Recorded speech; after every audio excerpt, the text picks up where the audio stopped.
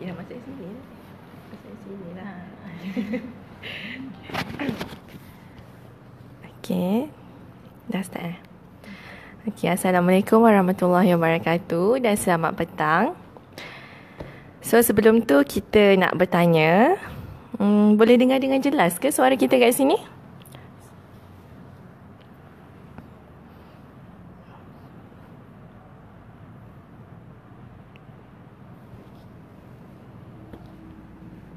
Okey, bagi yang sedang menonton, boleh komen di bawah.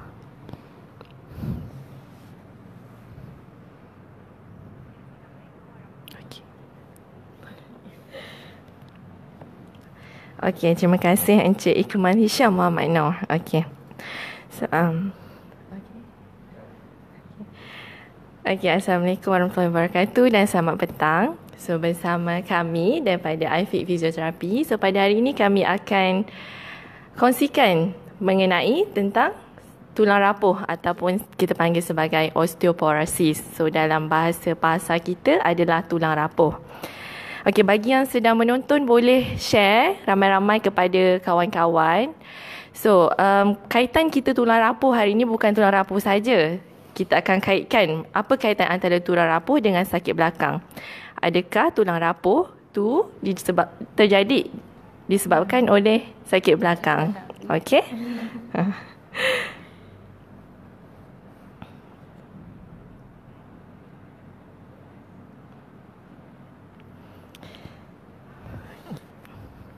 Okey.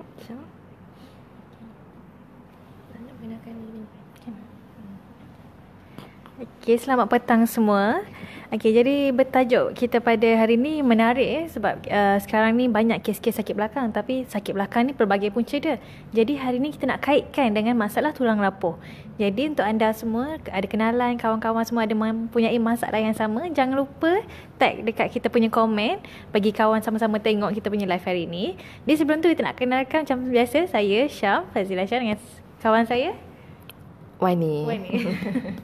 Okey, jadi tanpa membuang masa, saya rasa kita boleh start kita punya live hari ini. Okey, kita balik kepada tajuk kita, perbincangan kita pada hari ini berkenaan dengan tulang rapuh atau lebih dikenali dengan osteoporosis. Okey, anda tahu apa itu masalah tulang rapuh? Tulang rapuh ni berlaku sebab dalam tulang kita, kalau kita tengokkan, kita ada ketumpatan dalam struktur tulang tersebut. Kalau kita tengok sum-sum tulang, pernah makan sup tulang? Sup tulang kalau kita makan tu dalam dia ada macam jaring-jaring kat dalam tu. Kita panggil. Jadi bila kat dalam tu, kalau kita nampak jaring-jaring yang tulang rapuh tu dijadikan sebab banyak rongga kat jaring-jaring tulang tu. Itu yang menyebabkan tulang jadi senang untuk rapuh.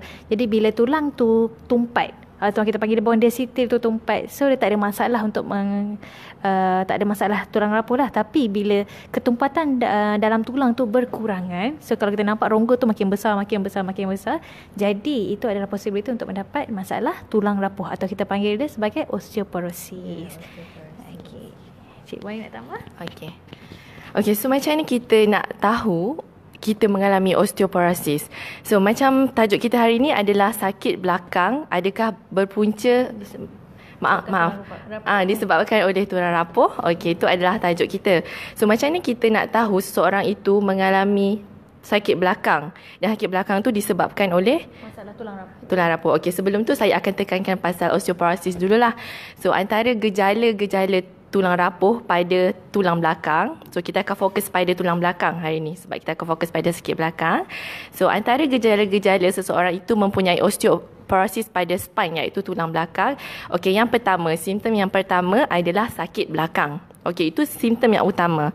Okey, yang kedua, kita boleh nampak gejala osteoporosis tu terjadi apabila tinggi seseorang semakin menurun. So macam ni kita nak tahu tinggi seseorang tu makin menurun disebabkan oleh postur tulang yang membongkok. Okey, so kalau kita lihat orang yang semakin meningkat usia ataupun warga emas, so makin lama dia akan makin membongkok. Itu disebabkan merupakan salah satu gejala osteoporosis. Okey, osteoporosis ni memang kebiasaannya terjadi apabila seseorang tu dah meningkat usia lah. So sebab tu dia akan nampak postur yang membongkok.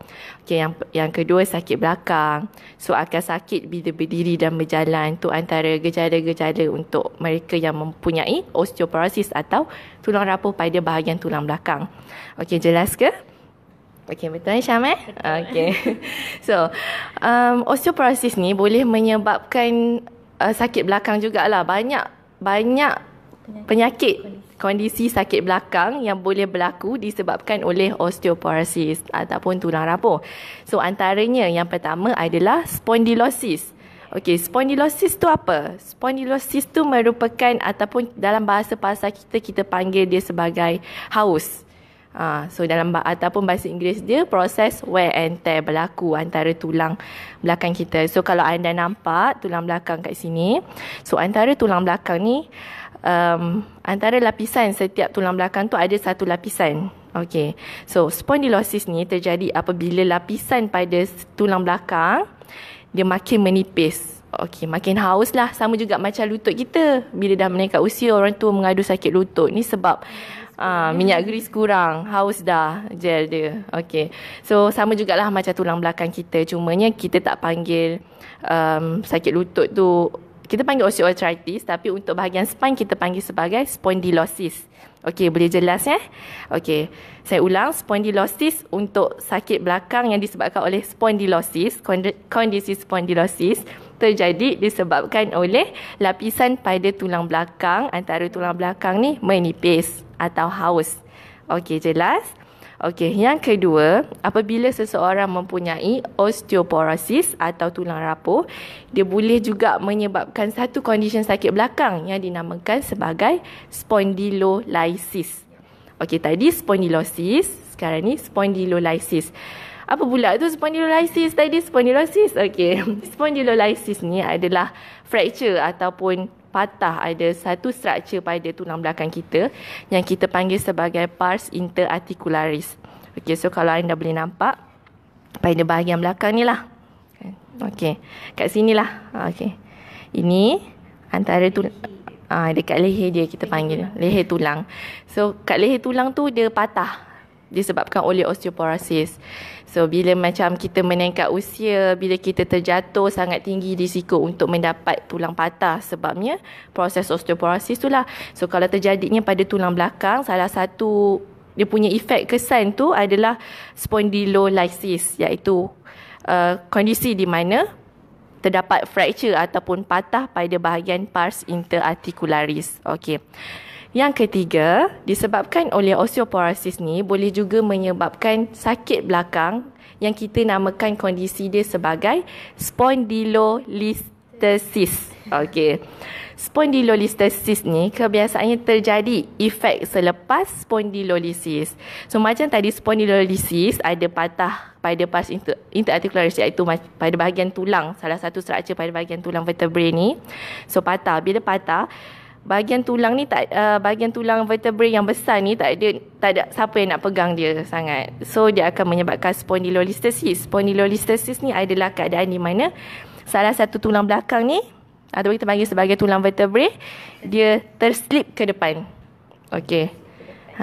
Okey, biasanya terjadi pada bahagian pinggang lah. So ni bahagian pinggang kita. Okey, nampak jelas tak? Kalau tak jelas boleh komen.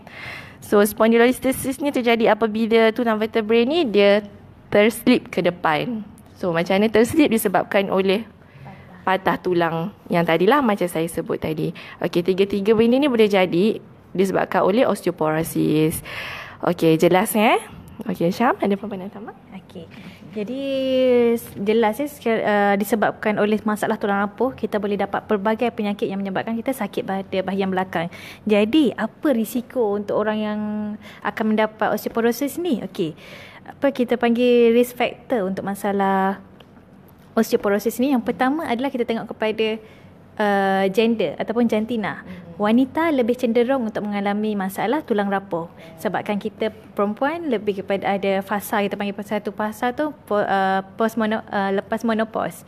So lepas menopause tu kita punya kandungan hormon tu berkurangan. Jadi bila hormon berkurangan dia efek kepada masalah ketumpatan pada tulang. Disebabkan tu senang untuk dapat masalah tulang rapuh.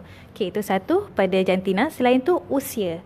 Usia apabila semakin meningkat, dengan tahap metabolik kita pun semua akan berkurangan. Jadi kat situ semakin tua semakin tinggi risiko kita untuk mendapati masalah tulang rapuh. Okey, selain daripada itu, kita pergi juga kepada masalah ubat.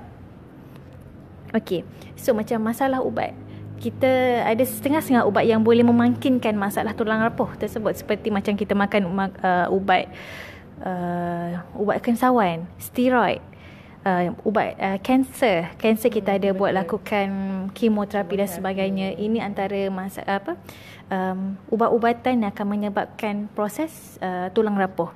Okey, seterusnya masalah pemakanan. Apabila kita pengambilan makanan kita kurang kalsium, iaitu salah satu yang kita panggil kalsium ni amat diperlukan oleh tumbuhan pada kita punya tulang kita, zat besi itu semua. Jadi apabila kurang kalsium pengambilan makanan kita, jadi risiko untuk mendapat masalah tulang rapuh pun tinggi. Dan yang paling penting, lifestyle. Lifestyle kita ataupun kita punya gaya hidup tu, kalau kita kurang bersenam, kurang aktiviti, maksudnya kita sentiasa, kita panggil sedentary lifestyle, duduk saja tak buat apa, banyak baring, banyak duduk, banyak tidur. Jadi kita tak aktifkan kita punya tulang-tulang semua, otot-otot kita semua, jadi senang juga untuk dapat masalah tulang rapuh ataupun osteoporosis. Okey, jadi Cik Wani ada nak tambah apa-apa? Okey, dah. Okey. So rasanya tu sahaja perkongsian daripada kami. Kalau ada sebarang pertanyaan ataupun apa-apalah, kalau tak berkait dengan tulang rapuh pun tak apa, boleh tinggalkan komen di bawah. So kami akan cuba jelaskan dan kami akan cuba reply pada komen anda. Okey?